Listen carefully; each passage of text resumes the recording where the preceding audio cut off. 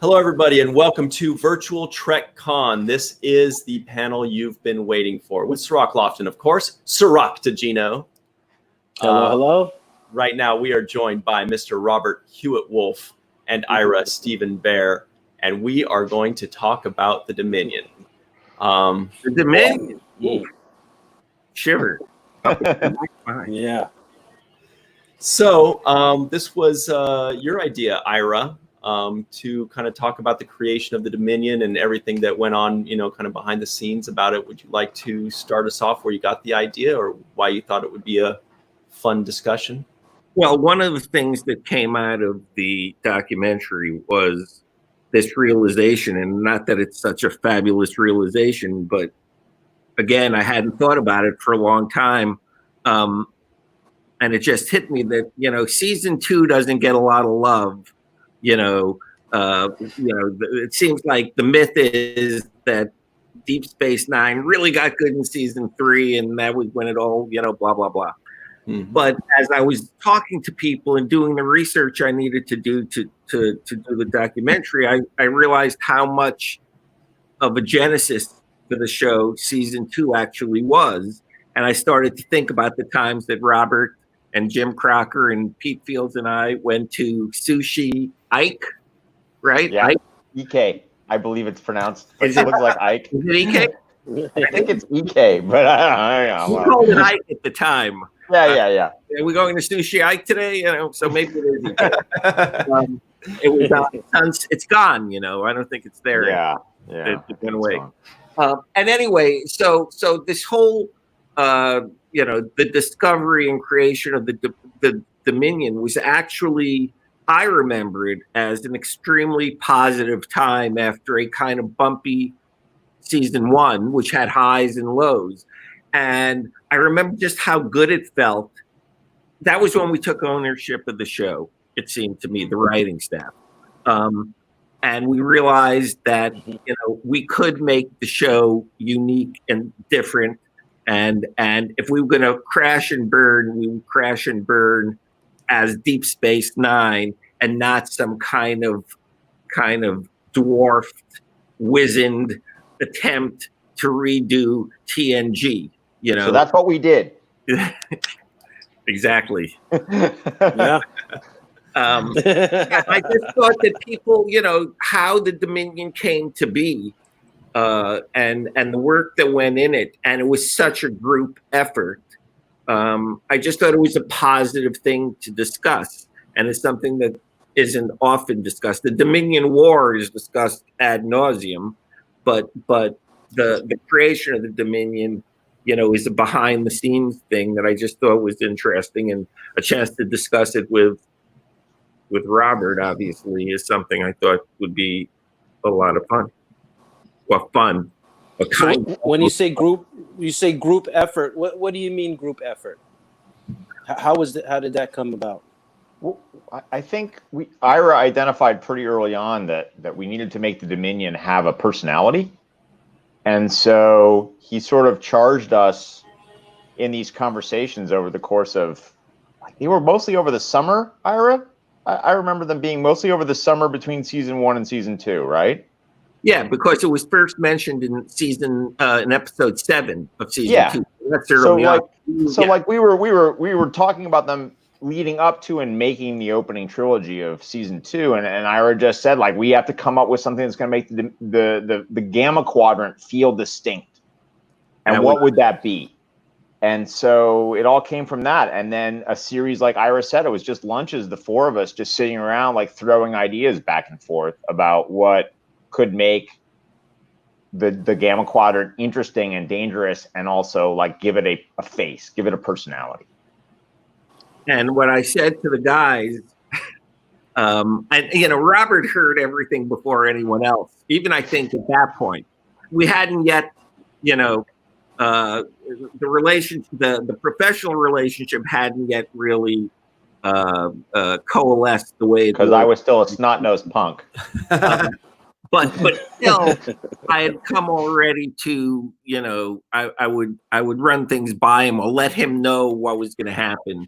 So, and then I'd get a temperature reading about that. So the thing that the basic thing was, besides the gamma quadrant, which was kind of annoying, like the whole wormhole, but so what? It just leads to more space. Who cares? Well, we're used to space and seeing planets since 1966.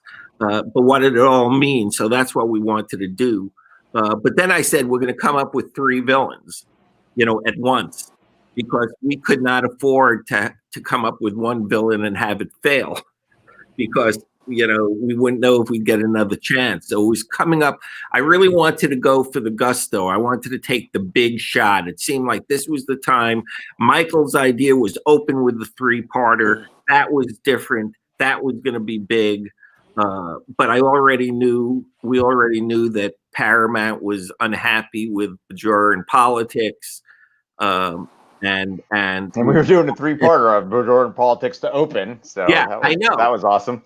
When we started to think also about the religion, because once we said it's not about politics, it's religion, then suddenly that went away. They stopped complaining.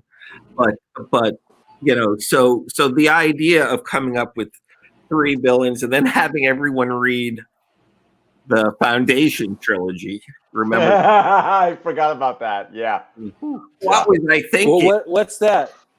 So Isaac Asimov's Foundation trilogy is like this giant science fiction epic written in the 40s and 50s, I think. And it's. I mean, I think they're making it into a series for, I think, like Netflix or something like that. And it's big, like it's big idea stuff, and the ideas are awesome. The prose is dated, I would say. It's fair to say. The storytelling is dated. And there's no story. It's really just the history. And it's all dudes. Like, there's no story. It's like, it's a little ponderous in places. I mean, but the ideas are terrific, and there is a really good villain eventually. Yes. In book 2. Like all of them. So you read. You guys. So I was like, we should read the Foundation just to get just as a conversation starter. Yeah, to get to think of world building was what I was thinking, and seeing the idea of it. And then, a year later, in season 3, I still have it somewhere. I wish I had gotten it. After Pete Fields, was gone from the show, and he had retired, I got a postcard from Pete Fields that said, "Dear Ira, I have finished the Foundation trilogy. Please advise," because I knew he never read it. He looked at me. I know Robert. I read it. Robert read it. I think James Crocker read it. But I knew Pete wasn't going to do it. He looked at me like I was insane. But yet a year later, he wrote that postcard to me. So that was it. We had all these lunches of just kind of without. Michael knew we were talking about something. Rick didn't know anything because we didn't tell him. And it was something we wanted to really come up with before we presented it to them, and get excited about it before we let them know. Yeah, we wanted to feel good about it before we pitched it to them, which is typical. Like that's good TV writing, right? You make sure you're all happy with it, and then you pitch it to the people who are above you. So that's kind of like what we were doing. Were you guys already putting it together that the founders would have connections to Odo and whatnot? Was that like early on? Yeah, well, like Ira said, we wanted to create 3 different species that would be part of the Dominion. And part of that was also we didn't want them to be a monoculture. A lot of the other star empires that you meet in Star Trek are monocultures. It's the Klingon Empire, the Romulan Empire, the Ferengi Alliance, the Cardassian Union, the Bajorans, right? That's it. But the Federation is diverse, right? The Federation is not a monoculture. So we sort of would eventually land on the idea of like creating the anti-Federation, like the mirror of the Federation. And to us, that also meant that it should have more than just one component race. And so we kind of came up with this idea. Part of this was also about like how the Roman Empire worked. I vaguely remember. We talked about that too. Yes. And the idea of like the way the Roman Empire built itself was through this sort of like carrot and the stick thing, which is like be our ally, be our trading partner, be our buddies, you know, and you can be under the protection of the Roman Empire, and you can like everything is great, you know. Right. Oh, you said no? Oh, meet the Roman legions, you know. That was sort of our idea was we'd have the carrot in the Vorta and the stick in the Jem'Hadar, and then above them the founders, and sort of that was once we sort of figured out that was the basic structure. Then it was all about sort of nailing down who those people were. All this while eating sushi, and Pete didn't eat sushi, so he was in the restaurant. Well, do you want to tell them why Pete didn't eat sushi? Because that's a story. That is a story. I want to hear. We got to hear it now. It's an unpleasant story because Pete fought in Korea, and Pete was a POW, and they fed him spoiled fish and rotten rice. Yeah. And so he could not freaking stand sushi. Like it was just like flashback time, PTSD, you know. So he got in. He was underage when he joined the army to go to Korea, and one of the ways he got let out was when they realized he was too young to be there. But yes, so he hated it, but it was a lot of fun. I mean, I remember we would talk the Vorta at one point where the actor we kept talking about for the Vorta was the late Brian Dennehy, who just passed away. It was always Really Dennehy. So Brian Dennehy became Jeff. Not Jeffrey Combs, huh? It was not. No. It was Brian Dennehy. We saw them as these big, kind of friendly, kind of like salt of the earth kind of folk. And what's the process when you're creating a brand new alien race? Like, is there like approvals on picture designs and drawings that you're looking at? That all came much later. Much later, though. Robert, I think it was you. And if it wasn't, you take credit anyway. Was it your idea for them to be rhinoceri, the Jem'Hadar, to be based on? I mean, I think I mentioned them as being like rhinoceri, kind of triceratopsy, just like something that had a lot of like physical armor to it and spikiness. Right. Yeah, that's the only one we knew, kind of. They should be kind of tanky, And we also had to then tell the big thing, which we haven't even mentioned, was we had promised, and I had been in there at least one time, where they had promised Renee that we would never know his origin story. We would never know. He was the only shapeshifter that would ever be on the show. Yeah. We would never know his origin story. And then here we are, the writers, day in and day out, talking about wouldn't it be cool if the evil behind this Dominion would be Odo's people. And when we pitched it, were you there, Robert, when I pitched it to Michael? Yeah. When we pitched it to Michael, God bless Michael, he said, "You know what I think would be a really good idea?" Like, what's a good idea? If those founders, what if they were Odo's race of people? And it was like, yeah, there you go. Serendipity, baby. It's a beautiful thing. So, and the thing I remember is like when we originally came up with the idea of the founders, we wanted to make the founders like a big mystery that would take like 2-3 seasons to get to, and who are the founders? We sort of wanted who are the founders to be a big like driving thing that would take like, 2 seasons, a whole season of who are the founders, the big mystery. And so when Michael sort of pitched to us, and we sort of sheepishly pitched back to him that was something that we'd talked about, and that we thought it'd be great, but maybe save it, like do a whole season of who are the founders. He's like, nah, it's too good. Do it right away. So wow. so it sort of moved up the storytelling, and then the founders just became a huge, and the fact that they were shapeshifters became a huge part of the show. But we were sort of already thinking of it even when we did the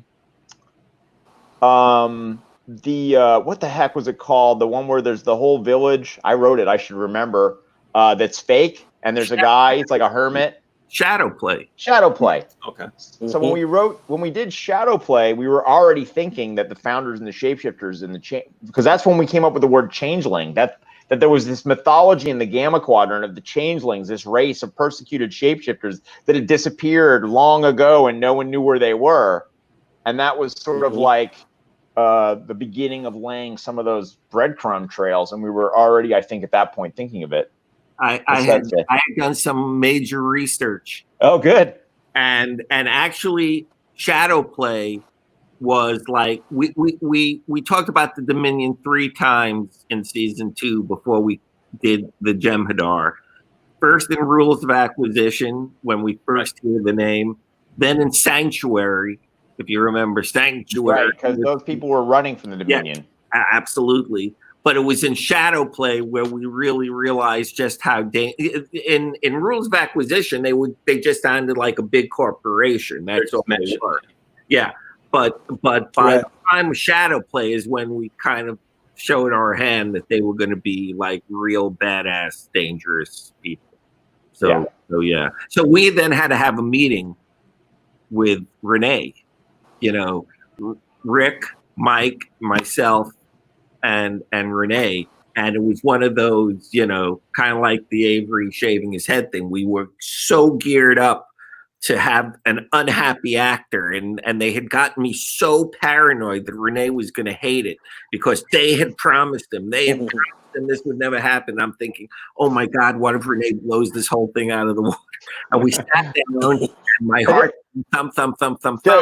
And quick thing. Renee was a formidable guy, by the way. Like, Renee is a sweet guy, but boy, like he could be intimidating. Like, I think it's important for people to understand that Rene Aubergenois that took no F's from anyone, you know? So he was like Odo. Well, he was like Odo. Yeah, that was the part of him that he was projecting for Odo. Like, obviously he was a multifaceted guy and he drew up, but anyway, just sorry, I wanted to set that up. Like it's not like Renee couldn't be a little scary and a little like, you know. Well, that's why it's intimidating. He can be intimidating. Yeah. That's why me and Avery were always going at it, because they were two alpha dogs and they were, you know, two guys who, in terms of acting, they had very, very, very, very specific ideas. Strong personalities. Very strong. Woo! And they were both terrific, and they both came at it like from their own way, and so every once in a while it would get a little. That was the one pairing that could get a little heated, I would say. Sometimes, not very often. So what did Renee do? Did he throw all the furniture and turn it all over? And... No, because Rick did this whole speech and he was fumfering, which Rick never does, and he was trying to prepare him. And finally, you could tell Renee didn't know what the fuck was going on. Guys, what are they going to do? Are they going to kill my character? Are they going to? What the hell is going on? And it's like, we're going to find out who Odo's people. And it was like, thank God, that's all. You know, it was like he didn't care. But it was like one of those things that there was nothing. It was like, oh, okay, yeah, okay. You told me not, but I can live with that. He didn't say anything negative, and it was all for nothing really. But at the time, it seemed kind of huge. You know? And then I almost got fired over the Dominion, so that was awesome too. Uh-oh. How did that? What do you mean you almost got fired over the Dominion? You remember this, Ira, at all? I remember you almost getting fired at the end of season 1. Yeah, but this is the second time I almost got fired. That was when Michael almost fired me. This was when Rick wanted to fire me. So what happened? So Ira said to me, or when after we pitched the Dominion to Michael. Oh yeah. Michael said, I just need a document or something. And so Ira said, Robert, go write it up. And I was like, sure. Why did Ira go write it up? Because Robert is really good. I knew that Robert would be the guy who would be obsessing over small details. I knew he was going to name them, right? The Demodar, that's Robert. I knew he was going to come up with good names. And so it made perfect sense that Robert Hewitt Wolfe would write that document. What I wasn't thinking about was, go ahead. Yeah, so So I write up this document, and Ira says I came up with the names, but the truth is, like, we brainstormed the names too. Like, the whole way we got Jem'Hadar was that Nagus, I think. Whoever came up with the name Nagus got it because was that you or was that Michael? No, that was me. Yeah, it was a rank, right, in the Indian Army or something. Yes, like that? yeah. I found it in the source. Yeah. Found in the source. So we did the same thing for the Jem'Hadar. Jem'Hadar is also a rank in the Indian Army. It's like the equivalent of a lieutenant or something like that. And then Vorta, I don't even know how we came up with that. So I write up this memo. It's like 2 pages, right? It's like a 2-page memo. To Michael Pillar, copy Ira Steven Behr, Peter Allen Field, Jim Crocker, from Robert Hewitt Wolfe. Per your request, here's what we talked about. Here's the Dominion. Right? Write up the whole thing. The Dominion, how it works, founders, Vorta, or I think it was Vorta, Jem'Hadar founders, like laying it all out there, the whole thing. Send it off to Michael. And this isn't the day when memos would be like printed up and put in an envelope to Michael, right? And it would be a physical copy and it would go to him. Like, this is pre-email. And he would like pull it out of the envelope and have like a little twisty like thread that you could rewind around a tab. So you'd unwind it and open the envelope and you'd pull it out. And he read it, and he was like, this is great. And he just said, CC Rick Berman. Put it back in that same envelope, put Rick Berman's name on the next index thing, crossed his name out, put Rick's on there, wound the little thread back around the thing, right? Threw it in his outbox. Some PA picks it up, takes it to Rick Berman. He opens it, pulls it out, starts reading it, and flips out. And he's like, calls Michael or you, Ira? He called me. Called Ira. Calls Ira and like who is this snot-nosed? I was the lowest ranking guy on the staff. Who is this snot-nosed guy creating a mythology for my show, for Michael and my show? Who the hell does he think he is, Because Rick had no idea we were doing this. Yeah. True. So anyway, that was the second time. So this was Mike already approved of all of this, though, right? Mike never thought, Mike just thought it was a good document, liked it, forwarded it to Rick. He never really thought about, like it said, from Robert Wolfe, as if like I'd created it, which I hadn't. It was just me writing up everyone's thoughts. But to Rick, it seemed like I was trying to like make an end run around. Who does this guy think he is? Ira, that somehow, maybe I did. Maybe I just said to Michael from Robert. Maybe I didn't. I don't remember. But basically, he thought that I was like jumping out over Ira and Pete and Jim, and like that I was trying to make, I don't know, like grab all kinds of creative control. I don't know. Anyway, it all got straightened out in like 5 minutes. I know, but it's so funny because I can't believe I had forgotten that, because it was such a beautiful. I didn't forget it because, like, the second time you almost get fired is almost as scary as the first time you almost get fired. Yeah. Well,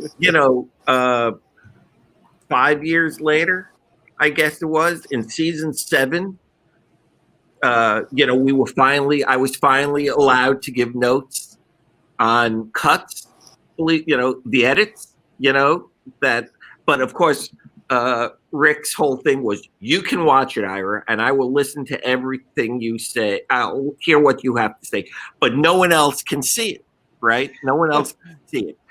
And which is ridiculous, because what did I do from the very beginning? We watched it all together. I wasn't going to not let Ron and Renee and the guys, I wanted their input too.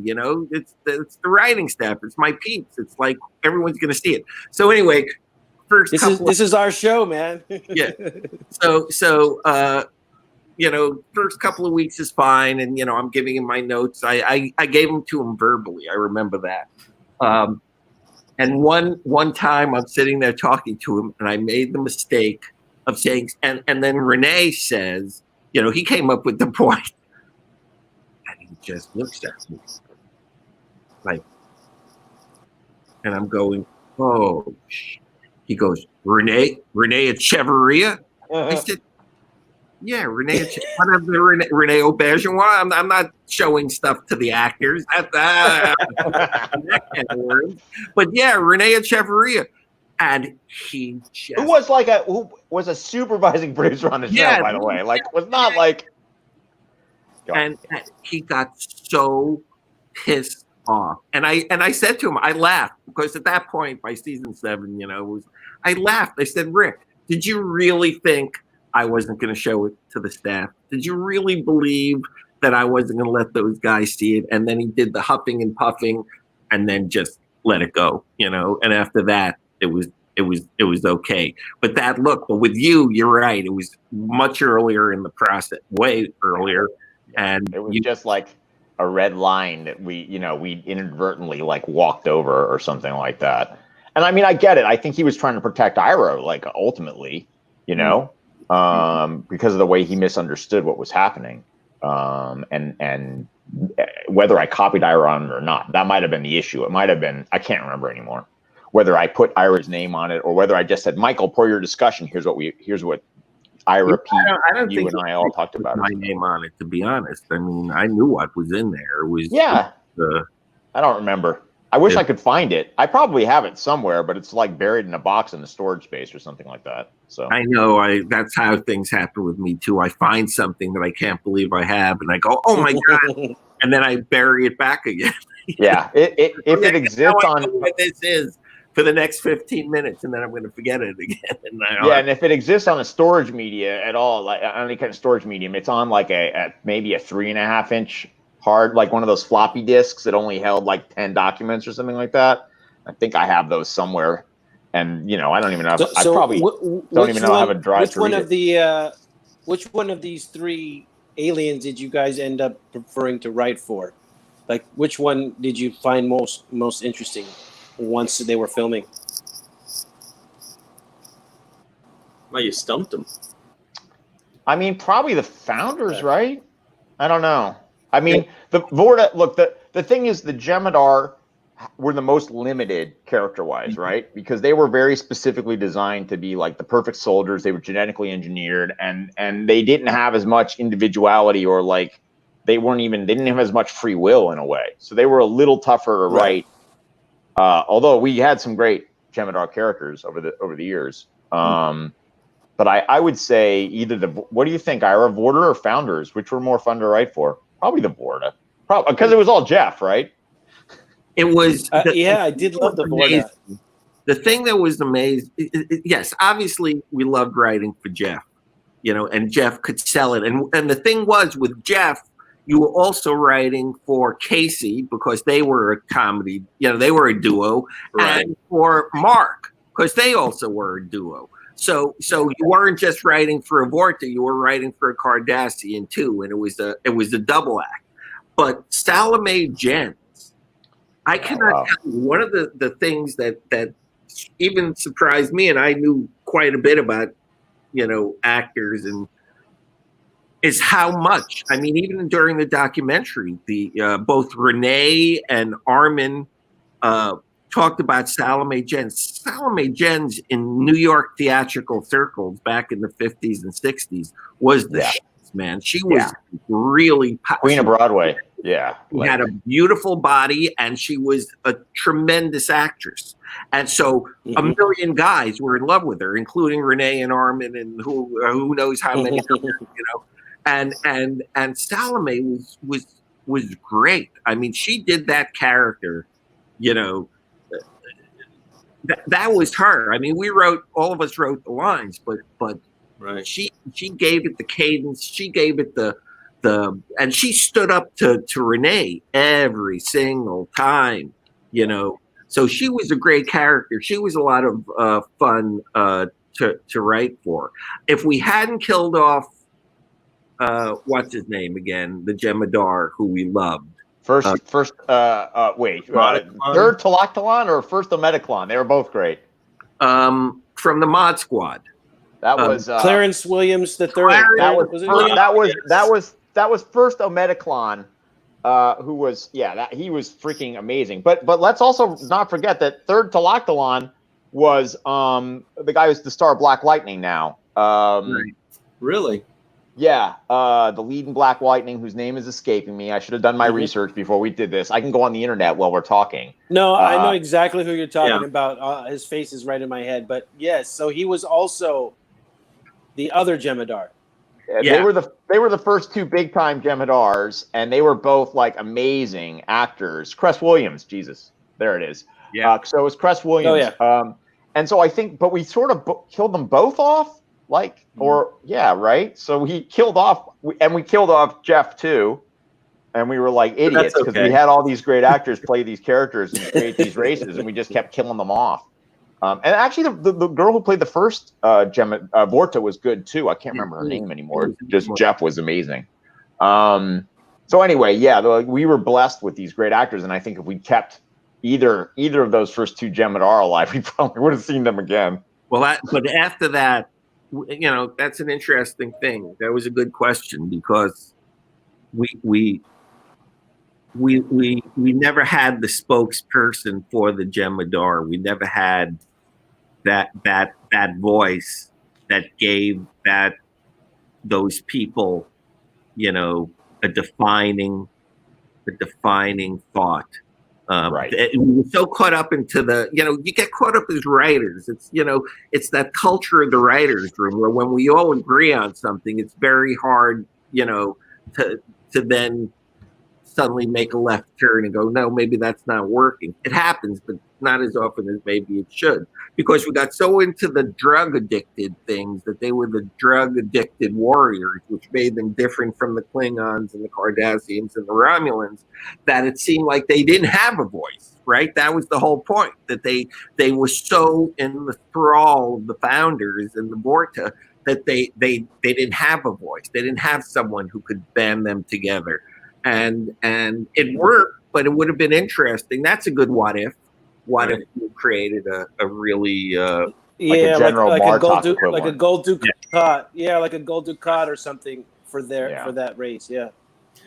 You did say something interesting about the Vorta while we're on the subject of the Vorta, the Jem'Hadar, and the founders, that I kind of wanted to go back and touch on, if that's okay, which was how when you initially were creating them, you had Brian Dennehy in mind, kind of a salt of the earth person, like you said, and somebody did mention also in the comments that that's the father of the lady. He's also a big guy too. Yes, yeah. And he's the father of a lady that played in Chain of Command, Shelby, Commander Shelby. Yeah. Yes. Anyway, so what was it that made you change from considering the Vorta to be like the salt of the earth, the regular kind of guys, into kind of almost like space used car salesmen or the politicians? You know what I mean? Like, what was that evolution, or what changed there? Well, the change was when Robert was talking about, and we really should find out the name of the actors. I'll look it up right now. Yeah, that I it's just not fair not to give a shout out to someone. Once we started writing the Jem'Hadar and we were going to meet a Vorta, the idea of the Brian Dennehy of it all just seemed too human, and someone, I forget who it was, it could have been Robert, could have been anyone, kept talking about we didn't want it to be Harry Mudd, right? We didn't want someone who was too human, too larger than life, too much of a con man, kind of a thing. So we went the other way. And at the beginning, it was Jeff. Let's face it, Jeff made them the wheedling, kind of sycophantic characters that they became, who was on the surface was so kind of pleasant, but they cut throat in an instant. They didn't start out that way. They were Molly Hagan. Molly Hagan played Eris.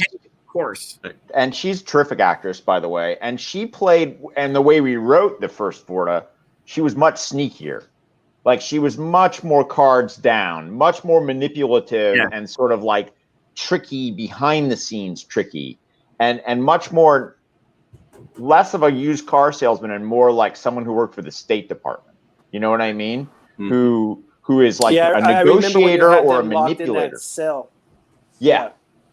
When he was locked when they were locked together in that prison cell with Quark, and she was she knew the way out but wouldn't say it, and was kind of being tricky about it. And we gave them this sort of telepathic blast ability too, which was their like about that, yeah. which was like their supposed to be like their in case of emergency break glass ability. And then she was good. She was very good, but I think it was really like once Jeff played Wayun for the first time is like one of those things where you finally get the right actor and the right character and the writing and the character and the direction and the actor, they all mesh and they create the character and help really define the race in a better way.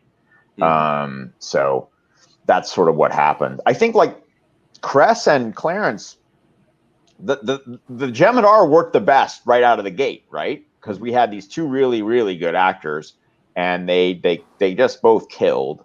And so you knew who they were. We were still, it took probably the longest to find the Vorta. Oh, sure, without a doubt. So that was why they also changed we sort of changed their superpower along the way too, and But remember, Robert, we weren't like, it wasn't a mandate. It certainly wasn't a mandate for me that we needed to have the face of the Vorta right away. The only one we needed was the founder. That we knew we needed. The female founder, she was going to be the voice. That's someone who, if you talk to the actress, which obviously we didn't do enough with you guys, we would have said, hey, don't worry, you're coming back.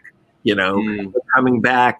If you're halfway decent, that's a role that we're going to, be using quite a bit. Yeah. We didn't realize that we needed a Vorta or even thought about it until Jeff showed up and we killed him. And then it was like, holy Christ, how good that guy was. What the hell did he just do? I remember we were watching the dailies. We watched him die and go, mistake. Oops. That was a mistake. No, that. We've got to fix that. And we did. Yeah. So then and the reason we didn't keep going with like the sort of telekinesis or whatever it was, is because once we decided that they would have the ability to clone themselves, we just thought that was so cool and so definitive that we didn't want to like have them have too many like cool things. We didn't need anything else. And it also sort of speaks to them being disposable. So why would they have this whole card superpower to get out of trouble, right? Just fucking make a new one. So we decided that Eris was the only one that had that, or that it was engineered into her specifically for that storyline or something like that, And I remember how excited we were, or how cool we thought it, would be if after teasing the Dominion through, a couple of episodes throughout the season, everyone's expecting that big final episode of season 2 to be a blockbuster. And it's going to be, the Dominion. We're going to meet the Jem'Hadar. We're going to meet a Vorta, and we're going to make it a Jake Nog episode. What? It was like doing in season 7 when we started the season with the 2-parter with Avery and New Orleans and all that. Everyone was going, wait a second, why isn't it bigger? Why isn't it louder? Why isn't it this? Why isn't it that? You play against the expectations, which is what we love to do. Maybe we love to do too much, I think, at times. It's like, if the audience wants this, let's give them that instead, and see how they react. Give them what they don't expect. Don't give them what they want. Give them what we think they need. And then they'll learn to want it. And so it was like Jake and Nog. It's like, this is an episode where they're going on the thing with Cisco. What's that going to lead to? And it was a cool way of introducing the danger, without a doubt. Well, and especially, the whole idea there was to have them destroy like an Enterprise, and to have it lead to that. Like it just started. It started in a place of what seems like a place of complete safety. It's a picnic on a pleasure plant, it's shore leave. Yeah. And to have it go all the way to that just made the arc of that episode made the destruction of the Odyssey, even more shocking, I would say, to start it where we started it and to end it where we ended it. That was really, I think, a nice bit of storytelling. Well, yeah, I think I also like sorry. No, go ahead. No, I like the way you guys drop gems on the Dominion along the way in season 2, as you were highlighting, because I kept saying, okay, next episode, they're going to get into it. Next episode, it's going to be more information. And then it would be like something complete. And so I'm like, I'm actually waiting for the Dominion. I want to be, I want it to be explained as I'm watching the show now. So you're actually building up the anticipation. And I was surprised on the rewatch how early you had dropped the little jewels and gems about its existence. Yeah. Well, go ahead. Go ahead. We just really wanted to play it out, like the whole. What is the Dominion, and what should we be afraid of them? What's the challenge of the Gamma Quadrant? The same way it took us a whole summer to figure it out. We sort of wanted the audience to go through that same experience. Mm-hmm. Yeah, you guys. Oh, sorry. Go ahead, Ira. No, it's just I really do see the season 2. In my mind, and just in my mind, it started out with Michael having this, calling me up, pissing me off. I was up in Santa Barbara. We had a 2-week vacation, I think, is what we were going to be given, right? 2 or 3, I think 2. And after the first week, he calls me up and goes, "We're doing a 3-parter." I go, "Great." He goes, "Come home." It's like, we're cutting vacation short. It's like a week. Yeah. A week. I'm up here with all we did was go to Santa Barbara, but my wife, my kid, nope, come home. Sorry. Really feel bad, but we're getting back to work. We're doing a 3-parter. Anyway, the 3-parter I thought was a fantastic way to start the season. And ending the season, Robert and I had so much fun blowing up the Odyssey. It was like, we're gonna, this galaxy, we're going to blow people's minds. Not only are we going to blow it up, but it's not even going to be like this amazing battle where, they go down and, after giving it their best shot. No way, Jose, this is just going to be like devastation, and give them that to think about for the summer. Who are these people who could just knock the hell out of the Enterprise, basically? So that bookend of the 3-parter and the blowing up of the Odyssey and the Jemadar, I thought really made that season, really got the show where we kind of needed it to be. We still had things to do. Sisto had too much hair. There were still things that had to get ironed out. We had Robert and I give Robert credit too, because he kept me strong about it. We're the ones who went in and fought for the Defiant. We're the ones who came up with that thing. We needed it. Was that to go up against the Dominion and to kind of do some of that? Yes. Well, really, it was because the runabout set sucked. But okay. From a practical point of view, I know, Sirach, you probably remember shooting on those sets. Like, the runabout sets were very tight, and everyone had to be sort of seated all the time, and it just felt like it wasn't much of a ship. Like, it didn't have that feeling of like you could do an entire episode on board a runabout. Like, that would get old really fast, right? And so we felt like we needed a bigger ship to go into the Gamma Quadrant and have these big adventures away from the station, because the studio wanted more of those, right, Ira? Studio wanted more big adventures, go away from the station, go into the Gamma Quadrant, go do cool stuff. And we were like, yeah, but we can't do that on the runabouts. Like, that's going to get really, really old. Mm-hmm. And so that was the sort of outside of the context of the story, that was the production issue. But then beyond that, we justified it as like, we need a ship we just created this Dominion. They blew up an Enterprise. Like, we need to have a ship that can stand up to them. So that was the story logic for it. Yeah, you needed something that would actually go out and that into the Gamma Quadrant. Yeah. Go ahead, Ira. That was not met with open arms. That concept of having a ship. Not when Voyager was going to premiere. And I get it. They had so much invested in Voyager. The whole network. Yeah. Was based on that. But the fact is, we needed a ship. And every time Rick said, okay, but it has to be small, it has to be small, I'm thinking, okay, we can live with that. but we're going to make it a warship, you know. Or, I can't say that even today. I know that doesn't always. It wasn't a warship, but it was a ship. What did we call it? A tough little ship. We called it an escort, like some kind of. I think it's official nomenclature. That was like an escort class ship. I don't know, an escort. Like we would have said anything. It was heavily outfitted with weapons, though. That's for sure. It had firepower. Yeah. Well, the part of the logic of the Defiant. This is now a different panel, but Ron had a hand in this too, like a pretty big hand in it, because I was off on my honeymoon when you guys were writing the next two, right? Right. But what we discussed was that you know, in the early days of the United States, what separated the United States from other naval powers and why we were able to sort of get our act together pretty quickly as a naval powers, we created these ships that were called frigates, and they were small. They were smaller ships than what the European powers were using. The European powers had these cruisers that were giant and had racks of guns. So we built these frigates in the United States, but we overgunned them. We just filled them the hell up with guns. They were like these small ships that were just full of guns. And there's still one in Boston. You can go see it. It's the Constitution. It's the oldest floating warship in the United States.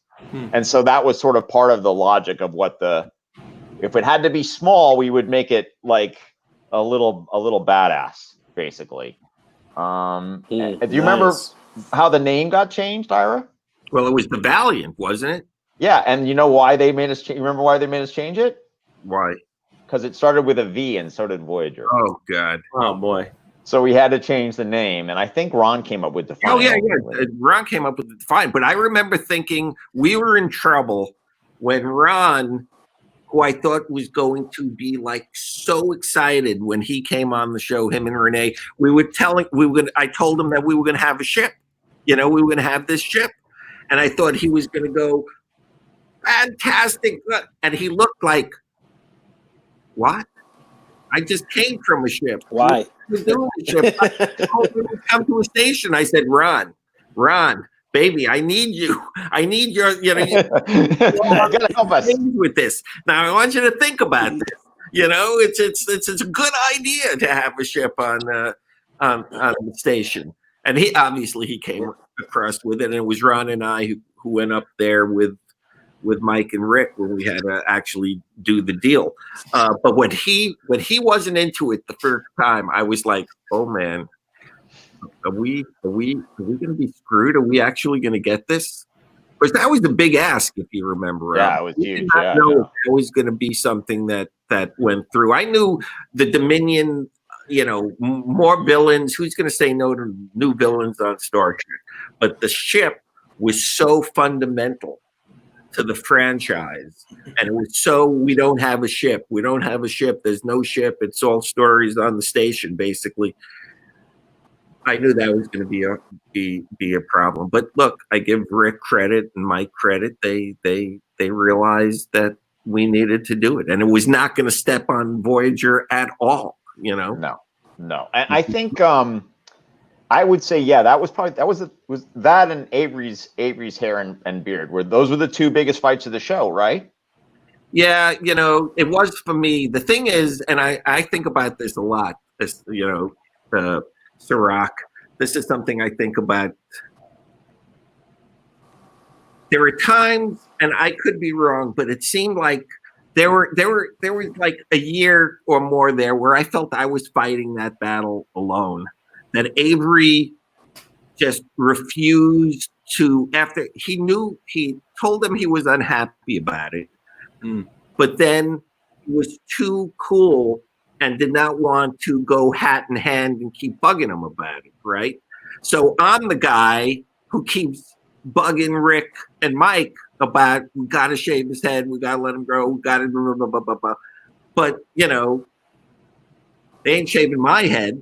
You know, it's not my beard, it's this actor thing. And the actor isn't coming to them anymore, you know, and demanding it, you know, as the number one on the call sheet, you know. And so I think maybe if Avery had been willing to go to Rick and to the network and say, look, this is what I need.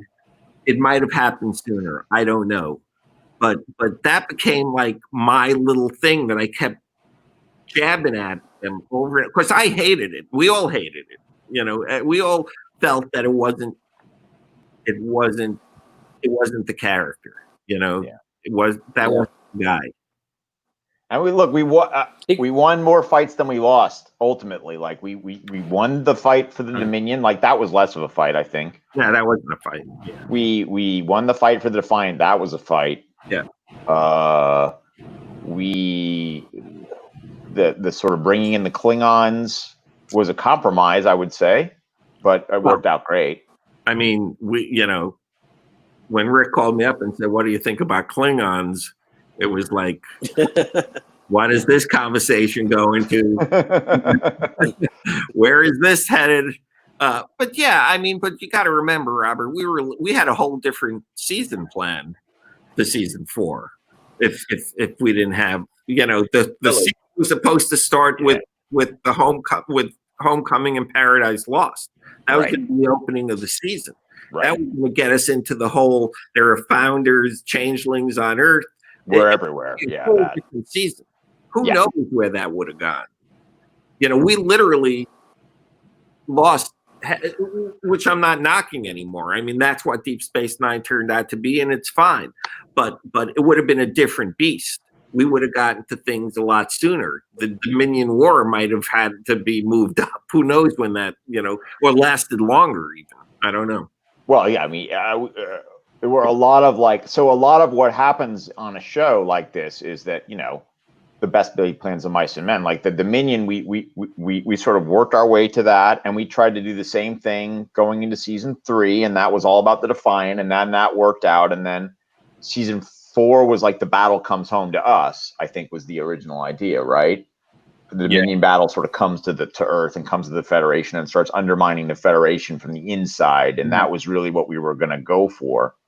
And then the idea of the Klingons and Worf came, and that what we needed to do then was make sure that still worked as part of the Dominion story. And so the whole idea of the Klingons and the Cardassians and which side they were both on and who was manipulating that war all had to come back to the Dominion, but we definitely had to fly. Did that take place? Did that happen around the same time that Voyager was getting 7 of 9? Because I think there was was that around the same time that they 7 of 9 would probably be around like 98. So we're talking about like 96. Yeah. This is I think we added Worf before they added 7. Oh, definitely. Yeah. Okay. Yeah. Okay. So that was. I was going to ask you, and that was thrown in your lap too, right? So they just threw that on you and said, "Hey, what about this?" That wasn't your plan, your game plan. No, obviously not. It was totally out of left field. But we definitely made it work. And Robert, I'm sorry, Ryan. No, go ahead. And then we never pitched. I mean, we had this whole thing in our head about the founders on Earth, right? That was our thing. But I don't think we ever pitched that to Rick. I don't know if he would have even, that would have been a fight. I'm telling you. I don't know. I think compromising the Federation and making this sort of like body snatchers-ish kind of thing start happening inside the Federation was something that we discussed internally, and then they handed us Worf and the Klingons and said, go. And so I think we never really talked about that, except when it finally came time to pitch the story for Paradise Lost and Homefront and Paradise Lost, right? Yeah, but remember, that was a 2-parter in the middle of the season. We didn't have enough money. We were really unhappy about how that show went down. They're good episodes, don't get me wrong, but we had envisioned them as like this huge opening for the season with throwing money at it, and it was really, there weren't a lot of extras and there weren't a lot of sets built. It was not. No, we spent all the money on Way of the Warrior. Yeah, of course. That was a great episode, which was great. Like it turned out great. But those we were still able to tell that story, but obviously it all became scaled down. But I think they still work. But the Federation troops taking the streets was like 3 guys, right? Right. You know? We hated that. I remember that. Oh, was I pissed? Woo! Yeah. Woo!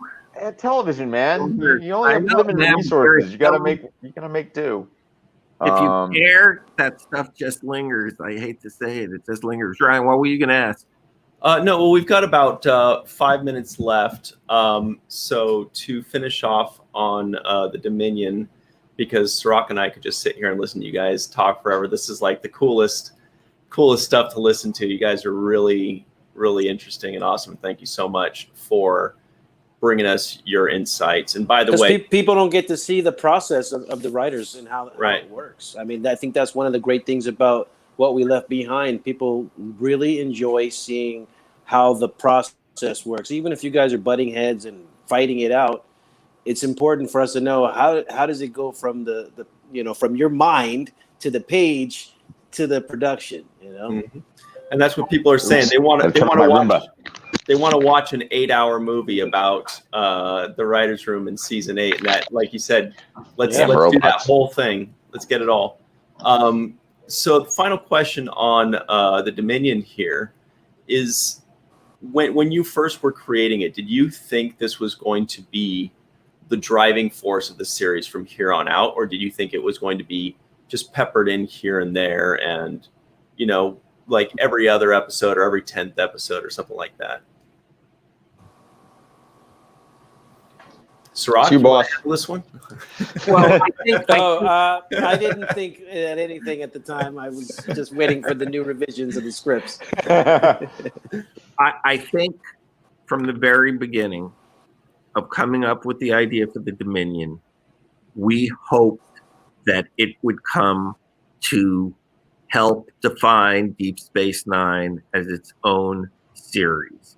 Mm-hmm. Again, remember, the powers that be were not thrilled with Bajoran show after Bajoran show after Bajoran show.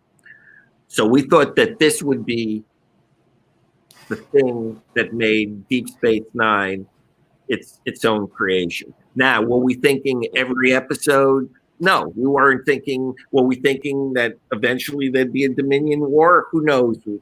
All that stuff was possibilities, but we wanted those possibilities. That's what we wanted. We wanted to have a playing field that gave us possibilities, and that's what the Dominion did. And we were happy. And when they said, regardless of Rick's little meltdown over Robert, when they said we could do it, basically, that was huge. That was a huge victory. Yeah. Well, are you guys planning on releasing an extended version of the writer's room in the documentary that was released? Because that was such a standout highlight for all of us. We'd love to see more of it. Yeah, I mean, we're supposedly due to have a Zoom call with the documentary guys. They're supposed to be working on it now in terms of, we had a lot of camera issues. Remember, we did the writer's room before we knew we were becoming a feature-length documentary. Back in 2015, we thought it was still an hour. We didn't have the money. We hadn't gone to the fans yet. So there's a lot of technical issues that we have to work around. And pour a cold one for Michael Pillar. You better believe it. Damn right. Yes. Yeah. Better believe that's happening tonight. So it's going to be some work that these guys are going to be doing, for no money, and they will ultimately we will do it, and I think it's very cool. I think it's going to be an ordeal for some people to have to sit through because it's once you take the years and it becomes more of an actual writer's room. It will be much more realistic. But I wanted to say one quick little thing, which is that I know everyone likes to talk about it, but it was never meant to be like canon, that's going to be what season 8 of Deep Space Nine would have one day. to talk about it. We never came back into the room and talked about it some more. It was a chance to see, when I told Dave we were going to do it, it was a chance for the audience to see the writers get together and see the process, how the process went down. And that's all it was meant. So the idea of this is exactly what we would have done is false. Right. No comic book, no novel, no anything would make it any less false. It was just a wonderful day. It was great to be with everyone, back in the room, and that was it. It was an exercise, not. Well, you made that pretty clear. Unless in the documentary. Someone pays us a lot of money, and then totally, if that's what they want. I know I keep saying it, Ryan, but no one seems to believe it.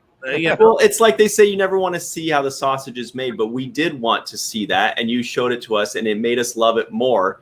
I think everyone realized that that's not really canon, or that's not really necessarily what you guys would do, but you gave us this gift, which was putting us in the place where the magic happens, which is something we thought we would never see, and we would only guess and think about and hope that we could see. And you guys gave us that gift. And it really is a gift. It's something that we're not going to ever forget. So thank you for that. One of the things that's important to remember about that, though, it is like a time-lapse photo of watching a flower grow.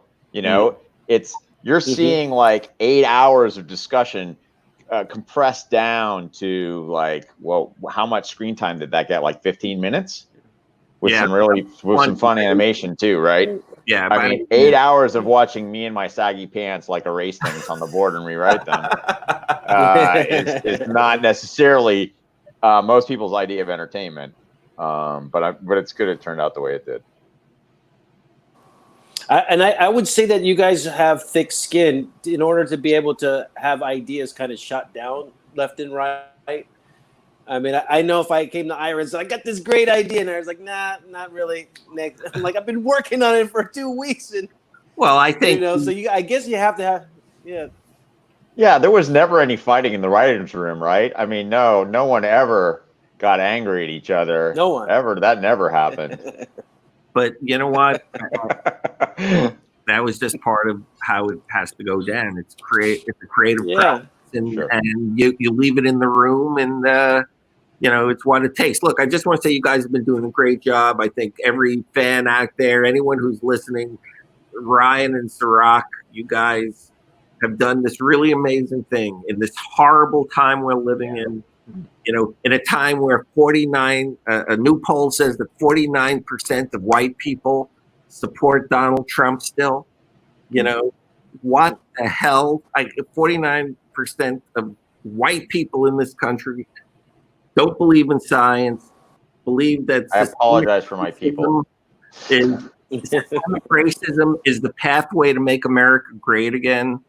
I mean, on top of that, the virus, and people are just freaking out here. And you guys decided, I don't know what made you decide to do it, but you guys said, okay, we're doing, the seventh rule, but we're going to expand beyond that and give the fans something else to take their mind off the crap that's going on in their lives. And this is a beautiful thing. This is a really special thing.